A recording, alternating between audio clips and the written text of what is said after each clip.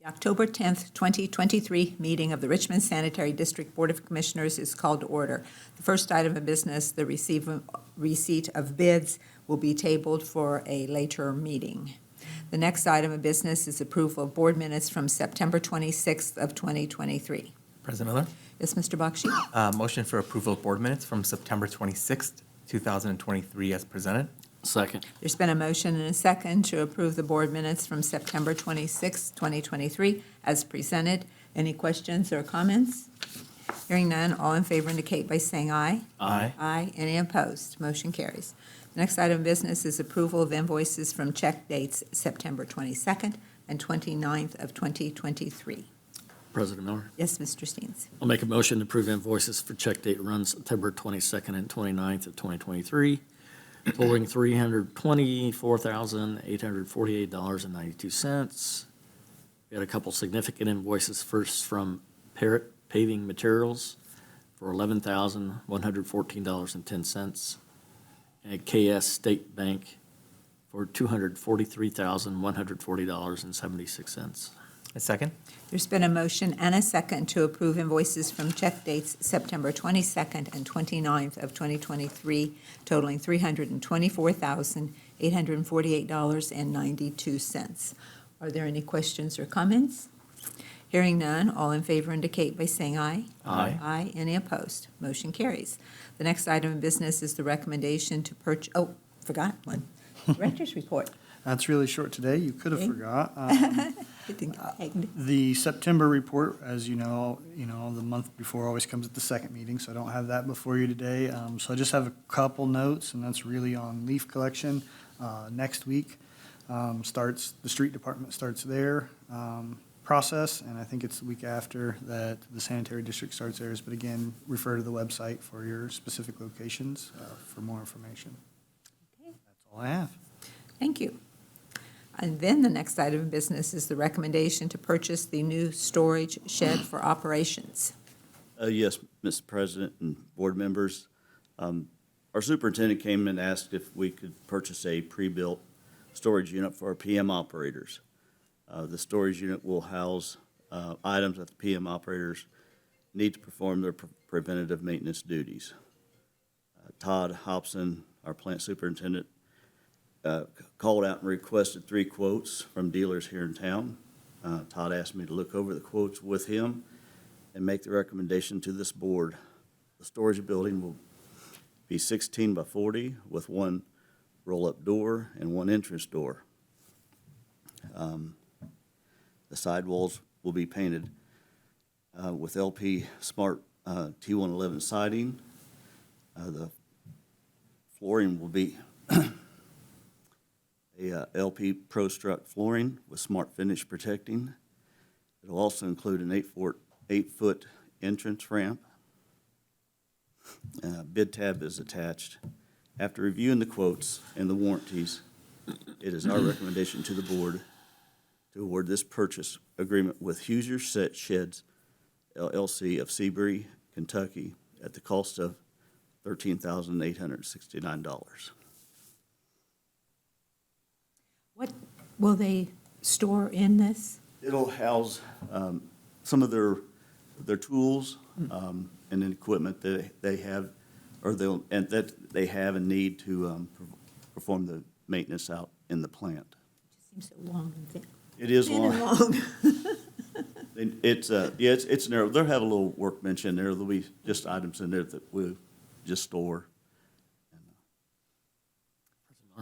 Yes, I have a Mr. question. Steens. In the first sentence, it talks about getting a quote from the local dealers, but then Okay. we're buying it from Hoosier Sheds LLC of Seabury, Kentucky. That's their home office. They do have a place here out on 2600 Oh, okay. National Road West. Okay. Any other questions or comments? Hearing none, I will entertain a motion. President Miller, Yes, Mr. Bakshi? motion for recommendation to purchase new storage shed for operations as presented. Second. There's been a motion and a second to approve the purchase of a new storage shed for operations as presented. Any further questions or comments? Hearing none, all in favor indicate by saying aye. Aye. Aye. Any opposed? Motion carries. The next item of business is the recommendation to award the bid for tunnel repairs. Yes, Madam President and Board. We received bids a couple meetings ago for tunnel repair work at the wastewater treatment plant. We received 2 bids in review. The low bid was non-responsive because there were a number of forms that were left out of their packet. I did touch base with them, and they know they will not get this award. So it is our recommendation to award the base bid only because of budgetary reasons to Cooley Contracting LLC of Winchester, Indiana, to complete this work for a total base bid contract price of $99,873. Questions or comments? I have just a quick one. Okay. Is this just more of a patch, or is this a total repair, Elijah? So there's a couple different areas. There's some joints in the tunnel that we have there at the treatment plant that are leaking and are in bad shape. So some of those will get injection, like foam injection, and then repair the joint itself. Some of the concrete's spalled off, and then some other work.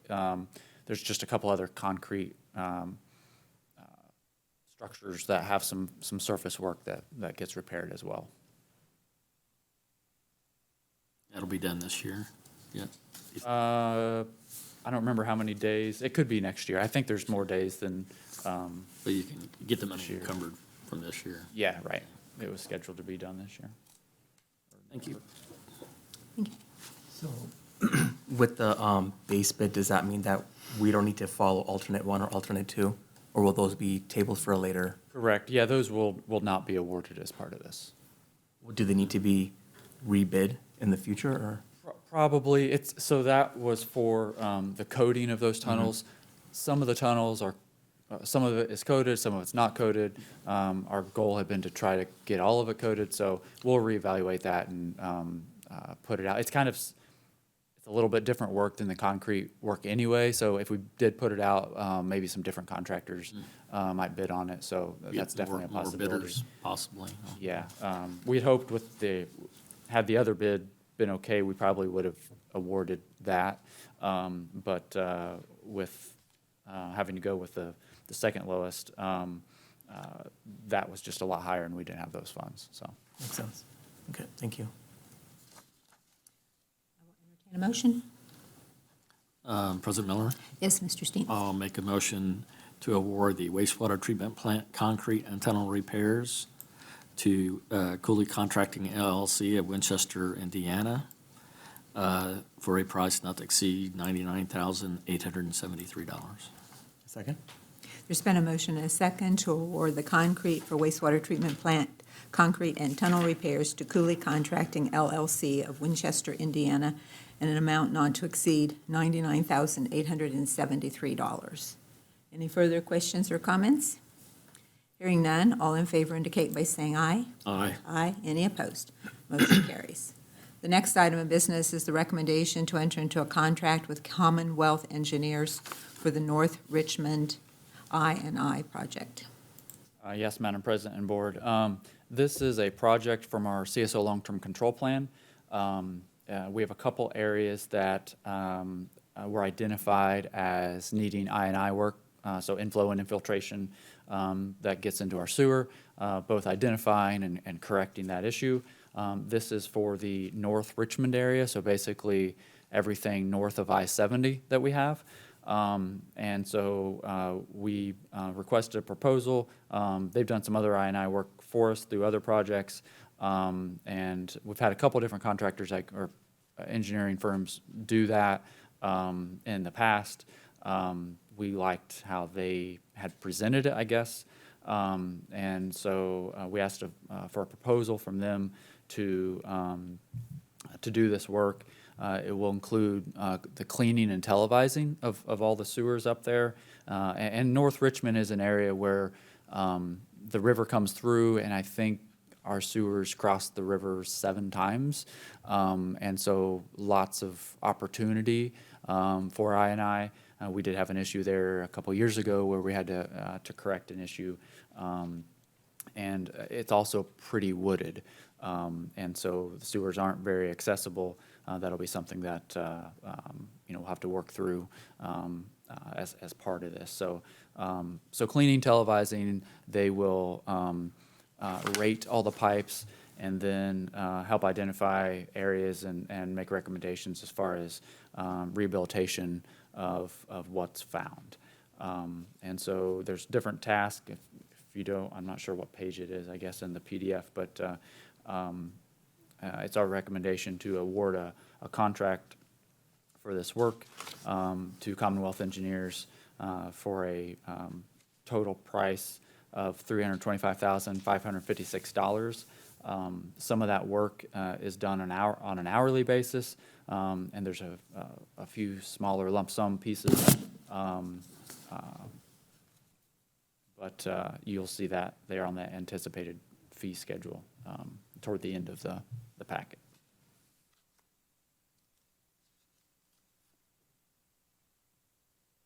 Lost the page with the amounts. A quick question. So, when would this be delivered to you guys? Sometime next year. Sometime next year? Yep.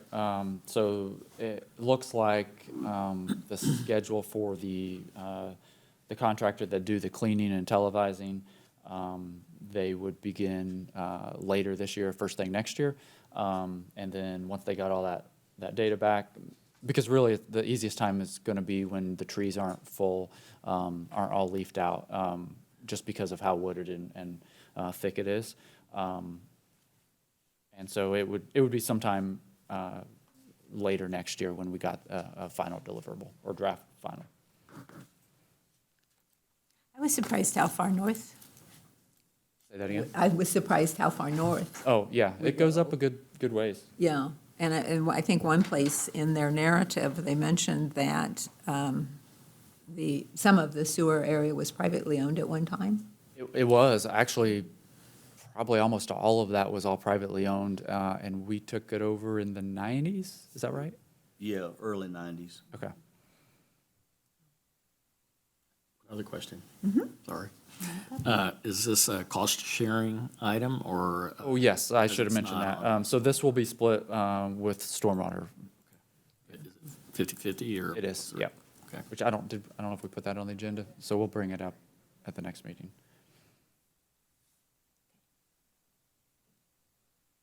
Any other questions or comments? Hearing none, I will entertain a motion. President Miller? Yes, Mr. Bakshi? Motion for recommendation to enter into contract with Commonwealth Engineers for the North Richmond I&I project. This would represent a 50% split with sewer. Storm, sorry. Yeah. And I will second. There's been a motion and a second to enter into a contract with Commonwealth Engineers for the North Richmond I&I project, which will be a 50% split with the stormwater funds. Any further questions or comments? Hearing none, all in favor indicate by saying aye. Aye. Any opposed? Motion carries. The next item of business is the project status update. Yes, Madam President and Board. First project on the list is our advanced planning for our CSO disc filter project, our high rate treatment project. It's kind of on hold. They've went about as far as they can go until they get updated flows, which we are working on as part of our flow study. So we know how much is actually anticipated to get to the plant during any particular rain, and especially those design storms that we have to design to. So that is about as far as it can go at the moment. Next is that flow study update. We have about 20 meters and several rain gauges out in the system collecting data. Our dry weather calibration is complete, basically meaning that the model associated with the dry weather flows, all the data has been input and it's calibrated and seems good. The wet weather is, again, still what we're waiting on, and it's just been so dry that we just haven't got any big rains for that. So I'm back to that point of wanting some big rains and nobody liking that, but that's what it will take to help calibrate that. Next is our grading railing improvements part 4, which is that tunnel repair, which we just awarded. Following that is CSO long-term control plan sewer separation. To note, we did remove CSO 6, that's all out of our permit, but we did do some additional downspout disconnects in the past several months that we had found and located, just because that's going to help our wet weather flow study. The more we can get out of the system, the less flow we're going to have to deal with later. So as we find those, we'll continue to work through that. But that about exhausted the list that we had identified in the past, except for a few odd ones where we've just struggled trying to get permissions or getting connected with the right people to do some of that. So next projects are far north I&I, which we just talked about. Following that is our sewer rehab for 2023 lining project. We did postpone that those bids coming in until the next meeting because of the holiday yesterday. The next projects are Short Creek Lift Station project, which is underway. It's actually finally getting going. They've been doing some dewatering for a while and done a little bit of work, some clearing and things, but they started excavating. They're down to the elevation of the base of the new lift station, and will be likely starting to pour a foundation early next week. So that project's moving along. Following that's our Hayes Lift Station rehab project. That one, no real construction's happened yet. They did deliver some pipe. We have a lot of force main to put in, and it's anticipated that work will probably start in November. We've had a lot of shop door interview and things like that, but as far as construction, that one really hasn't kicked off yet. Who's the contractor on that one? On Hayes, it is Brackney, and on Short Creek, it is Senessus. Following that is our Midwest Industrial Park Sewer Extension and Capacity Project. Design's ongoing, just working through easement discussions and funding on that one. The rest is all stormwater, so I'll wait for that. Does anybody have any questions or comments? Yeah, I'll make a comment. 3 projects you didn't mention because they're effectively done. Kudos to everybody, because that's $30 million worth of projects that are just wrapping up as we speak. So it's a lot of work that's been being done in the last several years on a lot of really big projects. And know that you also, in the Cooley information somewhere, had the long-term control plan where all of these projects are listed out, and I think that's always good to. Oh, yeah, the schedule, it was back in there, right? Yeah, it's always good for us to revisit that and see what all we have done, accomplished, and What's remaining? what's remaining. And unfortunately, like you always say, a couple expensive ones. Yes. Any other questions of Elijah? Thank you. And then that takes us to miscellaneous, and as I understand, we have a visitor today. We don't usually get visitors. And so why don't you approach the microphone there, adjust it, introduce yourself, and give us a little bit of information. All right. My name is Cindy Tipton, and I am located right next to the treatment plant, I guess on the north side. And if you don't mind, I really don't know who any of you are. So is this city council? You know, who? Oh, no, we are the Richmond Sanitary Board of Commissioners, and I am the board president, Sue Miller, and I have with me. I'm Greg Steens. I'm the Director of Public Works and Engineering for the city. I'm Aman Bakshi. So we are the 3-member board. Okay. of the Richmond Sanitary District. All right. I think you've probably spoken to Pat, who Mhm. is the director of the sanitary district for us. Okay, well, thank you, and thank you for letting me speak to you today. So my main concern is the odor that has come this summer, pretty much. And when we spoke a couple weeks ago, I explained that I bought the property almost 6 years ago, and the number one question that I had for the previous owner when I was considering buying the property is there an odor that is from the treatment plant? And don't know if she was telling the truth or not, but she says, oh, no, I've never smelled anything. And I honestly can't remember if I asked the across-the-street neighbor. But I was under the impression that there was no odor, and so I went ahead with the purchase of the property. And for the most part, for these, almost 6 years, there has been no odor. And so I was very happy about it. Every once in a while, there was something, but I think one time, I don't remember if it was you that I spoke to, there was a problem with the digesters, and so it was a short-term problem that went away. But this summer has been very different, and I know there's been drought conditions, and so that, has an influence on what's going on, but it's still a problem. And my concern, I'm 70, I have a little farm, that's my property, and I really don't know how much longer I'll be able to physically handle that. So I will be selling the property in the next, I don't know, couple years. And so I'm very concerned that my property value is going to be affected because I'm not a very convincing liar. I don't like to lie. So if somebody asks me, is there an odor problem, I'm going to have to say yeah. And that is a problem. So that is the concern that brought me to speak with Mr. Smoker.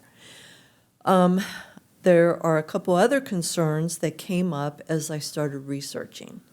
So when we spoke about one possibility of building an enclosure, which would be very expensive. It would take a number of years. I think you said something like $5 million. It would probably cause a rate increase. I mean, all those things that sounded pretty terrible. And I hate that I would be the person, to make something like that happen. So I went ahead and did a little research as far as what the possibilities are. And I don't want anybody to think that I think I know any more than you all. All I know is what I found. And I didn't spend a lot of time on this. It was pretty easy to find. So I sent 2 papers to Jessica. I wanted to bring them physically, but I had printer problems. So I went ahead and sent them to her. And one of them mentioned some corrections that were made in, I believe it was a Polish study. It was European, because they had several different European examples of how they handled it. And I'll touch on just the key parts of what they said. And then the other paper that I read was about health issues. And that to me was very interesting. I didn't know there were health issues. I imagined that if somebody was working closely with the, I don't know what you call it, effluent, all the chemicals, that are included in the gases and stuff that's put off, I understood that, that would be a concern.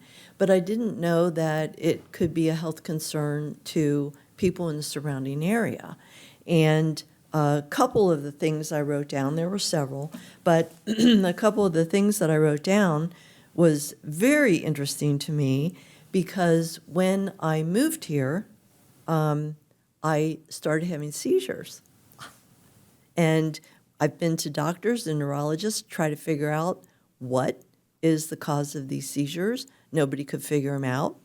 It's probably not this, But that bounced off to me, off the page, like, wow, could it be that my seizures are related to chemicals from the plant? So that was very interesting to me because it is a health issue that I have. And so to very quickly, I don't want to waste your time, when I went through the bigger paper, they mentioned several different things, like the sulfides that you mentioned, and the ammonia, and other things. I think they call them VOCs. There were several of them. And I do understand that during the summer, this was in the paper also, that it is more of a problem. They didn't really mention drought in that paper. I'm sure they do somewhere in other papers. But everything that you said to me matched up, with what I said. They went through a little bit of the health hazards, and then they said there are two ways to approach this. One is to prevent, and the other is to treat. I don't know what is happening with either of those things. I imagine that you all are doing your job and doing everything that you can, or that what you can afford. The odor reduction had to do with bacteria that would neutralize the odors. Do you mind if I ask questions? Is that something that you guys are doing? A bacteria that is put in there that the bacteria neutralizes some of the odors? I think they're fatty substances or something. I don't have that paper in front of me. Yeah, I would have to, I briefly skimmed through the paper. I think the section you're talking about is the biofilter that uses bacteria that uptake. No, that's a different one. Okay. Yeah, this was odor reduction through bacteria being introduced. So, and I mean, again, we do that. We have an aerobic process that runs through bacteria that breaks down. okay, that kind of sounds like it. Yes.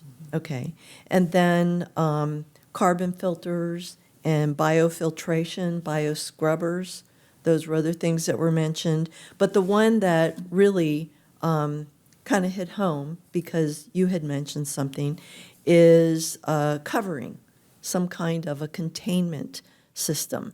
And you were talking about a building, which maybe that's the only possibility. But as I looked into it, it looked like there were other options that might not be so expensive. And so I really wanted to put that out there. Ozone oxidation, is that what you're talking about?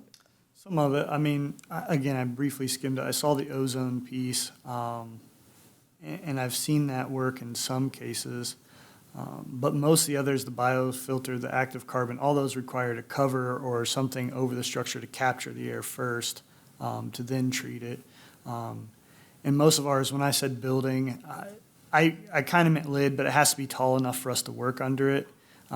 So for instance, the number one spot, and it's listed there several times as primary clarification or primary settling tanks. Ours have to be able to have access to,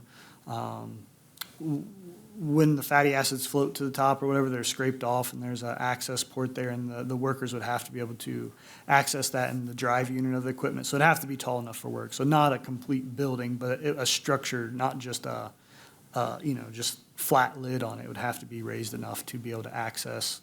And you may have said structure. Yeah, And I but- translated into building. And then there were a couple other things, neutralization and masking. And one was fogging, one was shield mats. I don't know what those things are. I read put the through keywords those. down there for you. Yeah, and I read through the masking, which is what we talked about, the deodorization. If you read through it, it says it's the chemicals are still out there. It may reduce the smell, but if there's a health hazard or anything in that kind of nature to it, the chemical's still there. And it said some of the masking agents actually concentrate the odors because they bind them. So again, I just don't think it's the real long-term solution. The shield nets were actually for if you had a plant that's pretty flat, it's basically just a wall that prevents wind from blowing it, but your property's already Higher. quite a bit higher and tree length, so the mats is probably not a doable piece when you read through, though. They're very selective on what they can do. Mats and masking, like I said, they don't get rid of it. They just kind of help knock down wind or make it smell a little better, but it's still, whatever's there is still there. It's like that commercial, this is, now I smell like flowery poop. Exactly. So most of it requires a cover of some form, and then there are multiple ways to treat the air. You can have the bioscrubbers, you can have ozone, you can have activated carbon. There's combustion listed in the article, which are all methods that I was fairly aware of. It just requires that structure to capture the air up front, which, yeah, like I said, estimating 3 to 5 million. I mean, it depends on how far you go. I would say the open channel at Headworks, you'd have to change what's inside the Headworks building, probably what's inside the primary pump building. So those could have like active carbon on, but the biggest scenario here is those primary clarifiers. And even if you consider that it happens mostly under low flow, they don't say drought in the article, but it does reference low flows in the summer heat. So even if you said, I only have to do 2 of them perhaps, under low flow conditions, still it's a pretty size. I mean, each tank holds 350,000 gallons of water apiece. So, I mean, they're very large tanks, so the lid's over. So I'm guessing 3 to 5 million to do the whole thing. You may be able to select sections.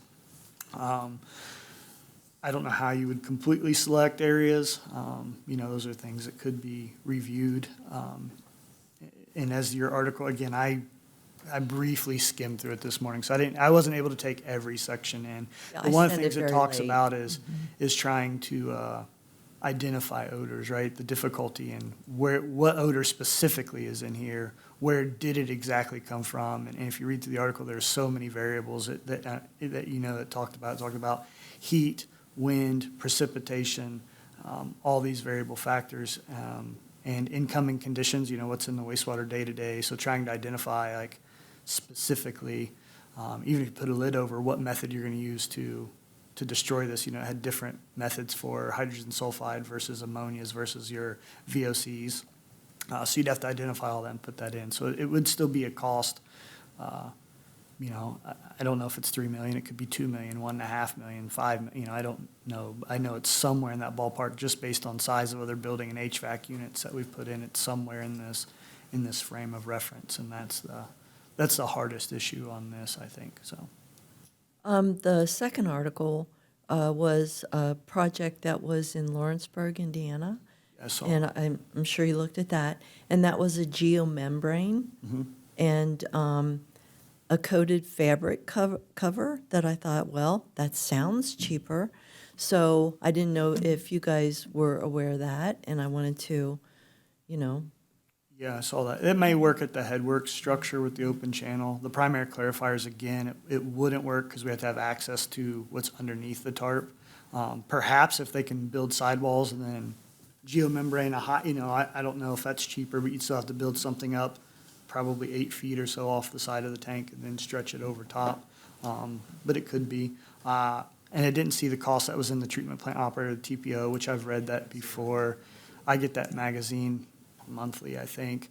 So it is interesting. And it didn't reference the exact cost, but it referenced that it was competitive in cost to the other. So I don't know exactly what that, I know that reading that TPO, it was custom built for their tanks then. They made those liners custom built, but that would be something that could be. Well, I think one of the key points, though, in the second article, the Lawrenceburg article, was the fact that they, obviously mentioned that in most communities, the wastewater treatment plant is built on the outskirts of the community in a low-density area. And in the Lawrenceburg case, they were starting to get a lot of development in the area of their wastewater treatment plant.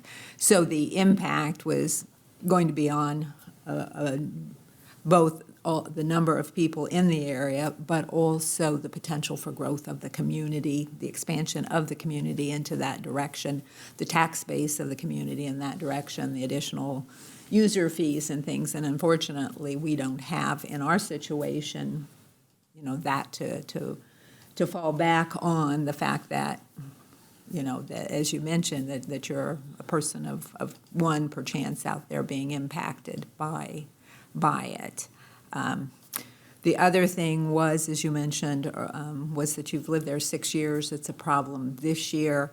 As I mentioned with Elijah's, we put in the past 3 years, we just did $30 million of projects, which are a lot to our, the collection system, but a large project has been done at the wastewater treatment plant.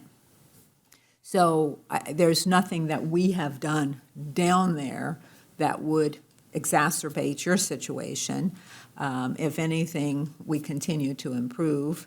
And I think as Pat has probably explained to you, that, our requirements are that we put in place the processes that are required, whatever the steps are, the processes, the procedures, the treatment of the wastewater for the community that are appropriate. And that's essentially our measurable. It's unfortunate that smell does, all of us could go down there and maybe one of us could smell. Everybody's level of smell is going to be different, and the impact of it's going to be different. I think it sounds to me like, we sort of have to give the tincture of time here to see, is this a issue for the 3 months out of the 6 year you've lived there? If we get the rainfall events coming up, do you go back to where you were before? Is it a wind directional, obviously? Is it being compounded by both a drought situation and the direction of wind at this particular time? Has it been completely ongoing ever since you first called Pat a couple weeks back? No, I would say there have been a few days more lately where it hasn't 'Cause the been so temperatures much of a dropped, problem. too. But it was a problem for quite a while, every day. Yeah. And maybe I'm the only person speaking up, but I know that there are other people who smell this. Because when I come toward my home on Test Road, I can smell it there frequently. And there are other, property owners there. So I may be the only one speaking up, Yeah. but I'm sure there are other people that are impacted. And again, my big concern, besides the curiosity of the seizures, is my property value. I'm worried about that. And if I say to a potential buyer, oh, most of the time it doesn't smell, but if you have a dry summer, it's going to smell every day. That's all they need to know, Yeah. because. Well, I think you can say, I have had 2 months of smell in 6 years. It's still gonna kill it. Is it? That's going to kill it. So what I would like to say is, yes, there was a problem. It was identified, and this is the plan that's in place to correct it, or that it's been corrected. That would be, what I think a potential buyer could accept. So, Well, we appreciate you bringing your information, appreciate your hard work in investigating this, and all I can say is, we can continue to do what we do, and yeah, do do you what's guys, does EPA evaluate, or, my history is in regulatory compliance in healthcare. So, everybody gets their fingers in everything. And I don't know, what regulatory bodies look into this, but is EPA one of them as far as, Potentially, I reached out after I spoke with you to our IDEM inspector, which is the Indiana Department of Environmental Management. yeah? And kind of like, as I spoke to you, there are no limits or regulations in Indiana on malodors from wastewater treatment plants. They measure it by, am I treating the water itself by the permit? And by that, we are meeting those limits, on the water side, and they don't really, there isn't a regulation on the air then. There's no limit, requirement to measure it, or anything of that nature. All right. Well, I don't think I have anything else.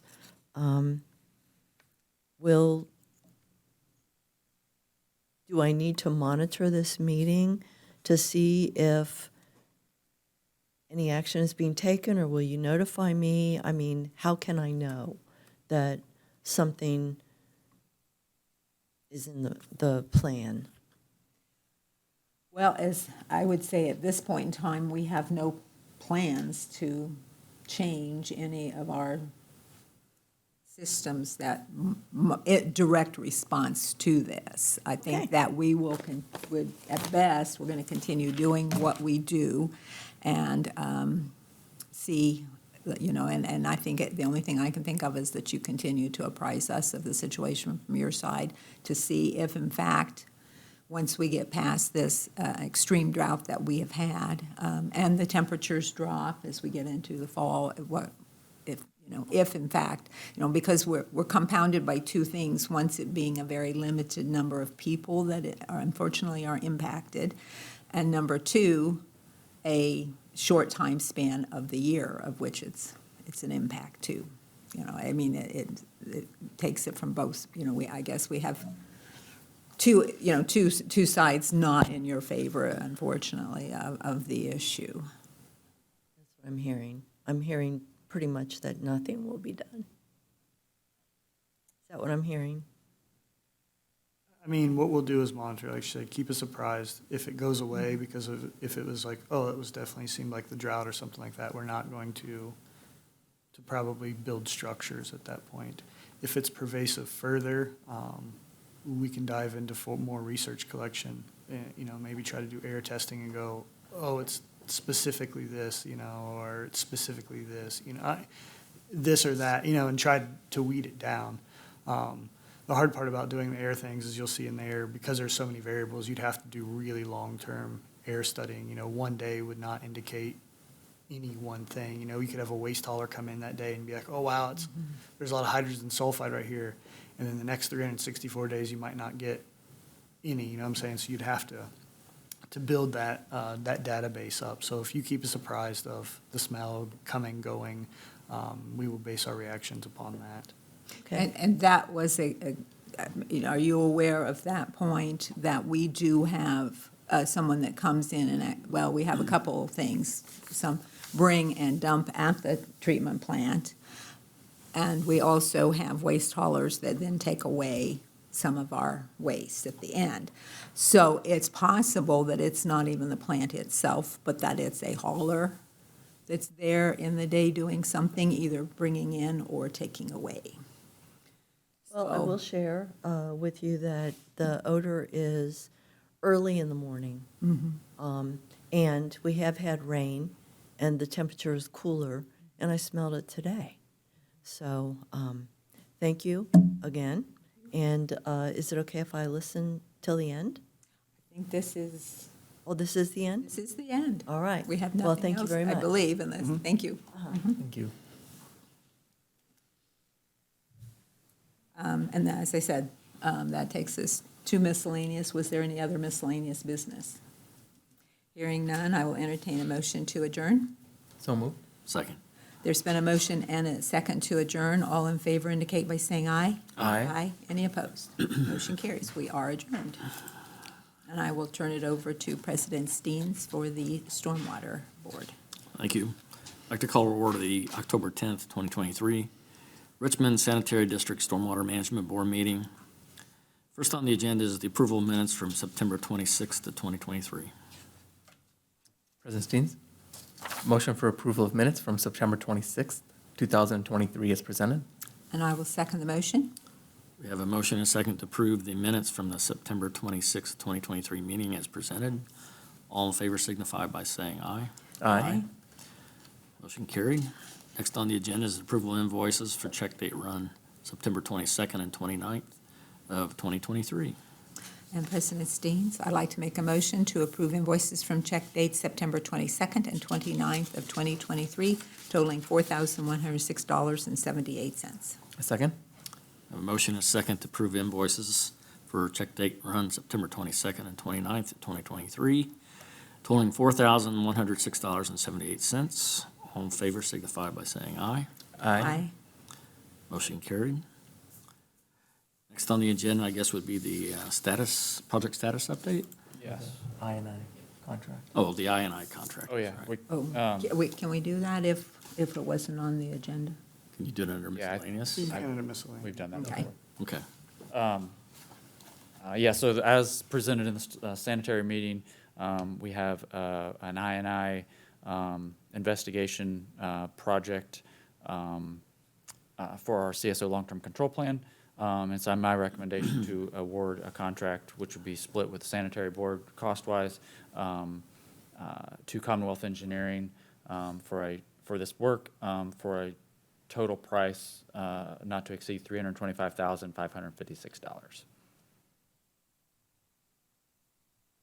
A motion? President Steens, I'd like to make a motion that we approve the entering into the contract with Commonwealth Engineers for the North Richmond I&I project as presented. Second? We have a motion and a second to enter into a contract with Commonwealth Engineers for the North Richmond I&I project. Total cost of the project is $325,556, of which 50% of this cost will be funded by stormwater funds. All in favor signify by saying aye. Aye. Motion carried. Next would be the project status update. Yes, which I don't have here. I was trying to pull it back up. The first project, I think, was the MS4 update, which we are working on. There's still lots of different pieces. We recently had a meeting with our lab staff and talked about illicit discharge detection and elimination and how that will look going forward. Working through some ordinances, which will likely come to City Council next year, bringing updates to those. Yeah, good. We had some, the city's safety plan was working on being updated, and we put some good housekeeping measures and things associated with the MS4 program into that, so we were able to incorporate some of those things. Working on stormwater. What else? Yeah, that's done. Backmeyer Pond, Say that again. Backmeyer Trace. Oh, yeah. So we just last Thursday, so probably even after maybe we did this, received, or as we were doing this, received preliminary engineering reports for Bachmeyer Trace detention or stormwater issues, as well as one on the west side on Sycamore Lane.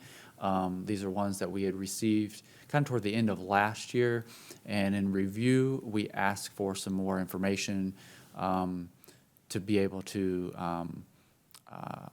collect some more data so we can make better decisions on which alternative made the most sense. So we just got those. We'll work on reviewing those, probably setting up some time to meet with the residents in both of those locations and get some feedback and just continue that dialogue with them. And also working on funding for those. Those are both bigger projects. We met the week before last, I think, or last Monday, with someone from Okra about community development block grant potential.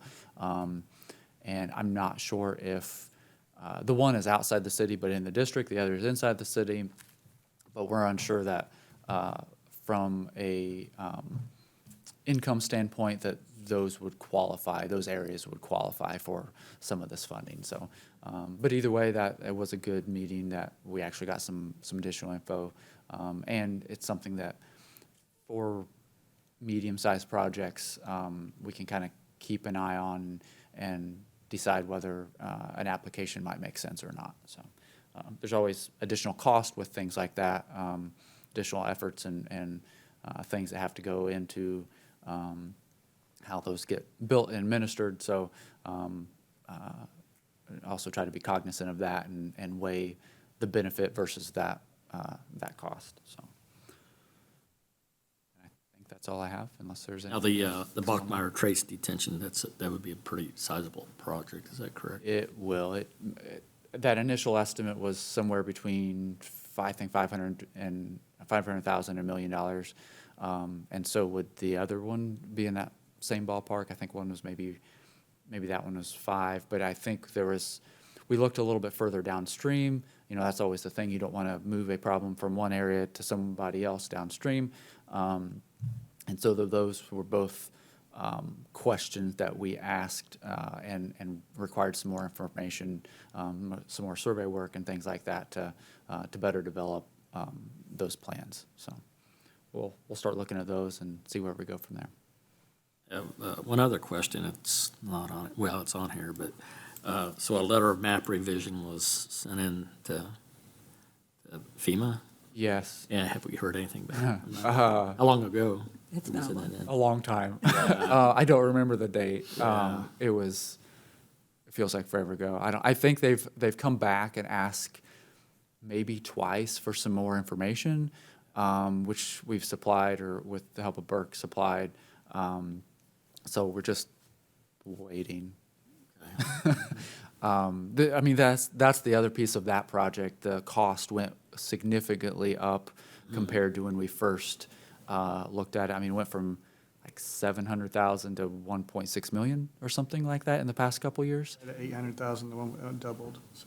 Yeah, so that was actually a project that this other funding that we looked at, maybe we could utilize for that. I don't, so even if we got the approval, we're still at a point of how to move forward because of funding, so. Gotcha. Okay, all right. Anyone have anything else? And I guess that's it. I guess hear a motion to adjourn. So moved. And I'll second. A motion and a second to adjourn. All in favor signify by saying aye. Aye. Motion carried. Thank you.